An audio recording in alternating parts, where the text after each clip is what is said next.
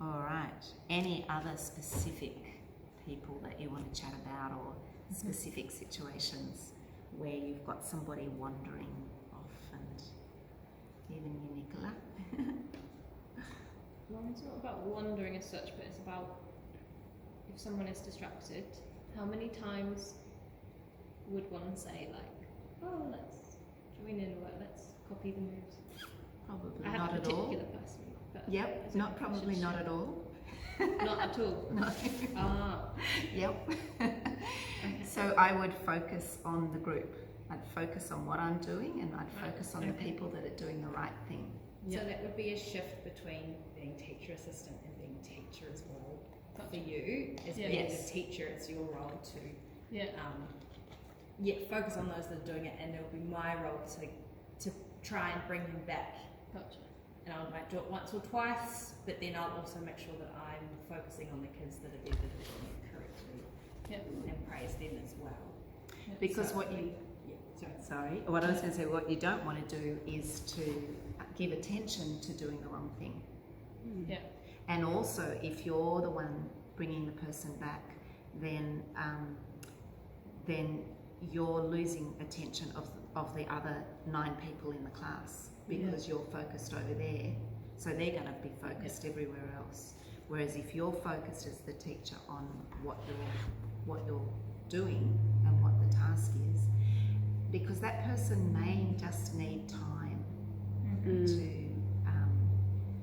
to get used to what's going on. Yeah. Yeah, so you know, and even with the assistant coming and maybe talking to them, it's gonna, you're not going to give them a lot of attention for doing the wrong thing, or the unexpected thing. Let's not call it the wrong thing. The unexpected thing, you're going to just ask once or twice, or maybe even dance with that person over there. I think you've done that before with somebody as well. Yeah. I mean, you've done it, but you've done a lot of it quite, intuitively. But I think it's good to just keep that in mind, that whoever I'm paying attention to, that's going to happen more and more. That person's going to do it more and more. So I want the group that are attending and doing the thing that I've offered them. And you've offered them an idea of what to do. They're not necessarily going to do it. But you've offered that idea, and so that's where you want to focus your attention as the teacher.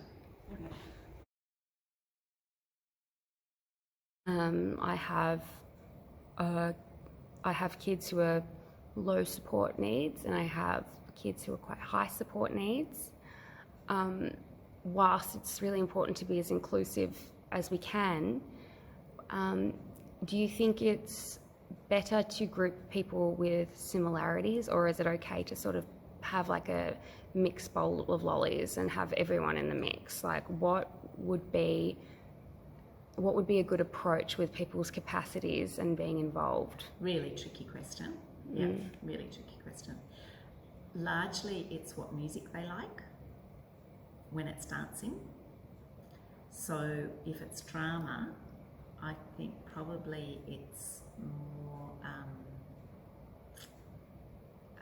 sort of age level or interests level. So there's a clear difference with the people that we work with the Leap Into Dance, of whether they are still watching childish videos and childish music, or whether they've moved on. So some adults still like watching childish stuff, whereas so my guess is that that's how you would tease that out, and you may need to come up with a little bit of a questionnaire about that. So I've mainly done the drama with what we would call people with low support needs, not so much with the high support needs, but we've got people with quite high support needs in the dance. Have you got anything to add to that? Actually, generally it's a like of the Wiggles. That's Yes. a really good way to know where they are at. as well. That's awesome. Yeah, and so for kids that love the Wiggles, that instantly makes me go, okay, I think that these music choices are going to suit them better. This group of kids that then have the shared same interests is going to suit them better than if you put a kid who likes the Wiggles and we're listening to like current pop music. They're just not going to like it. They're not going to enjoy it. So there's no point in doing that. And also just having the flexibility of, hey, look, we'll try it, and if this isn't the right class, we have others to try. You know, if it's a possibility of this doesn't work, we'll just try something else. But yeah, I find generally if someone says, oh, they still, you know, if it's an older child, maybe 15, 16 or adults, and they go, oh, they still really enjoy the Wiggles, that for me, I go, okay, I've got a class, can we do the Wiggles in it? Yeah, come to this one. I love that categorization.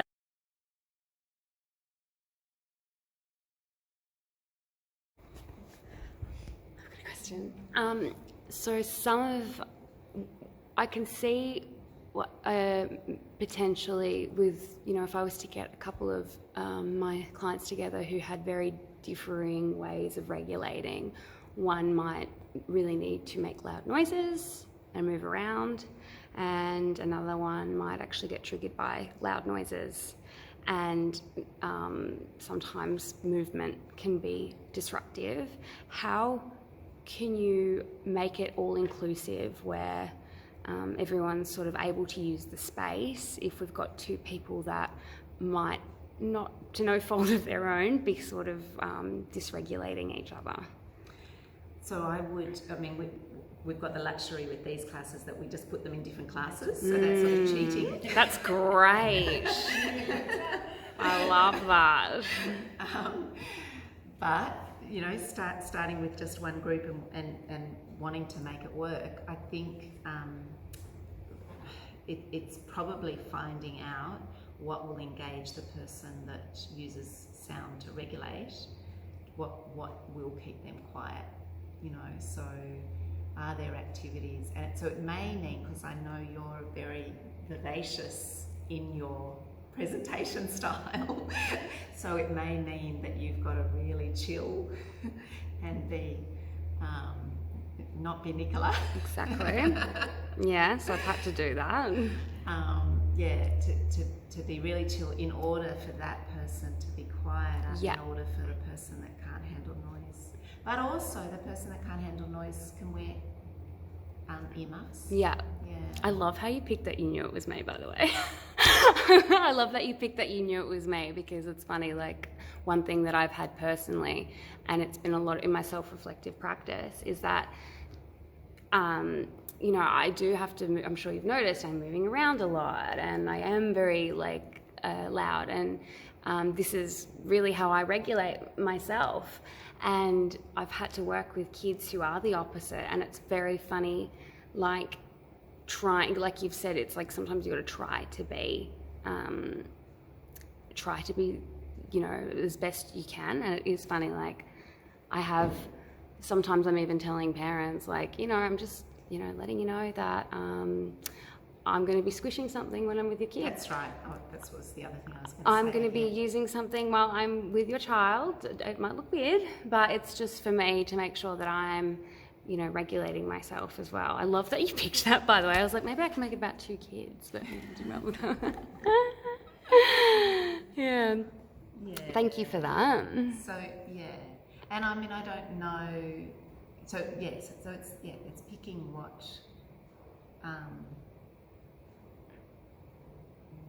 will. So I haven't quite picked actually. So are you sensitive to noise as well? Or? No, I'm okay with noise, Right. but I am someone who I'm instantly loud. I don't And know the so control of my the voice children- sometimes. And so I have to, and it's funny, like, you don't know this until you start working with people, and you start going, oh, it's me. So like I knew I needed 5 minutes to lie down. That's what I needed before the session. So it's also working out what you need before the session. Yeah. Yeah, and I think that's a good point, is if you know, okay, like in terms of teaching for me, I know that I've got maybe a 2-hour block, and then my Saturday I'm going to have an 8-hour block of teaching. So what do I need to do to get through those 8 hours in my most calm manner?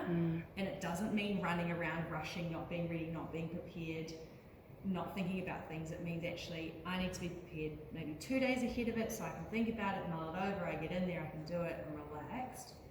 But it's just being very conscious of, well, it's an hour of my time, what can I do beforehand to prepare myself for the hour, or the 2 hours, or the 3 hours, or the 4 hours, when I know there are possible things that will really might set me off or make me really agitated or really worried, and then what are those techniques to do in the moment as well, and that's probably the trickiest, is implementing, if anything, sort of.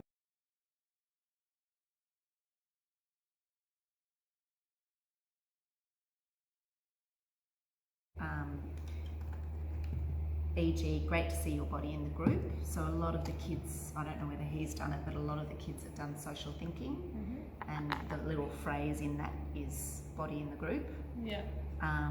So that might be a phrase that he understands, great to see your body in the group. But it's also working out the best communication for praise. So dancing with the child is also a form of praise. Eye contact might be a form of praise. For some people, they don't like eye contact, so it's not. Giving them a choice of the next song is a form of praise. And then we've also used dots as a form of praise, so having 5 dots, and then having a choice.